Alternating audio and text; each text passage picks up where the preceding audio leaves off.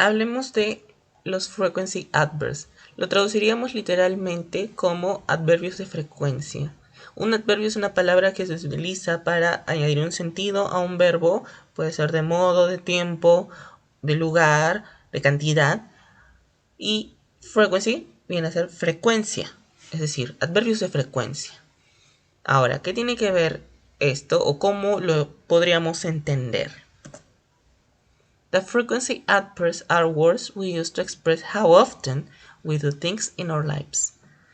Los adverbios de frecuencia son palabras que usamos para expresar qué tan seguido nosotros hacemos cosas en nuestras vidas. Entonces, los frequency adverbs sirven para decir o expresar qué tan cotidiano o qué tan comúnmente hacemos las cosas en nuestras vidas. Vamos a hablar de rutinas, vamos a hablar de cosas que se repiten, por ejemplo, en la semana o en el mes, siempre que sea algo que se haga con frecuencia. Y la palabra o el frequency adverb nos va a dar esa frecuencia con la que nosotros hacemos las cosas. These words answer the question how often. Estas palabras responden a la pregunta ¿cuán seguido? How often viene a ser ¿cuán seguido? O ¿qué tan repetidamente? Vamos a entender los frequency adverbs siempre que los analicemos desde el menor al mayor. Por ejemplo, la primera palabra sería never. Never quiere decir nunca. Luego tendríamos un grupo de palabras que significan más o menos lo mismo. Seldom, rarely y hardly ever. Vienen a ser como raramente o casi nunca.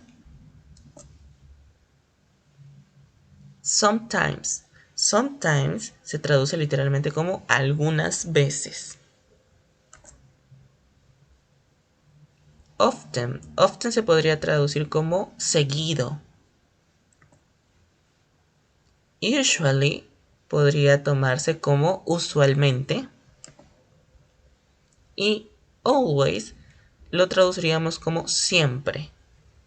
Ahora veamos algunos ejemplos en oraciones. Lorena always wakes up at 5 o'clock in the morning. Lorena siempre se levanta a las 5 en punto en la mañana.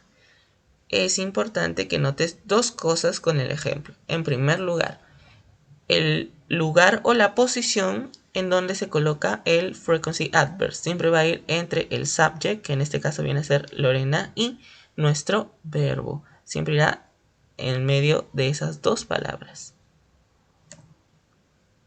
Doris usually sings for herself.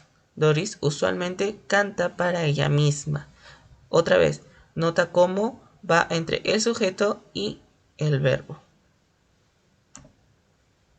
Anna often brings dogs to home. Ana seguidamente trae perros a casa. I play the ukulele sometimes. Sometimes I play the ukulele. Aquí te he puesto dos ejemplos distintos porque la palabra sometimes puede utilizarse en distintas posiciones. A veces lo podemos poner al final, a veces lo podemos poner al inicio. No pierde el sentido de la oración. Estas dos oraciones significan exactamente lo mismo, solamente que la palabra se ubica en distintas posiciones. Yo toco el ukelele algunas veces yo toco el ukelele. La única diferencia es que si decides ponerlo al frente, deberás poner luego una coma. I rarely go to the cinema. Yo raramente voy al cine. Aquí podría haber intercambiado la palabra rarely por seldom o hardly ever de la siguiente manera. I seldom go to the cinema. I hardly ever go to the cinema. Y la oración tendría el mismo sentido. María never goes to parties. María nunca va a fiestas. Aquí, de nuevo, entre el sujeto y el verbo. Una cosa que tienes que notar, por último, es que todas estas oraciones están en el presente, para ser más exactos, en el simple present, y debe seguir las reglas del simple present. ¿A qué me refiero? Con he, she o it. Aquí tenemos she. al verbo se le agrega una S, pero con I, you y they no sucede. Por ejemplo, I rarely go, pero Doris usually sings. ¿Notas esa diferencia? Sería incorrecto decir Doris usually sing, sin S, o I rarely goes, por las reglas del simple present.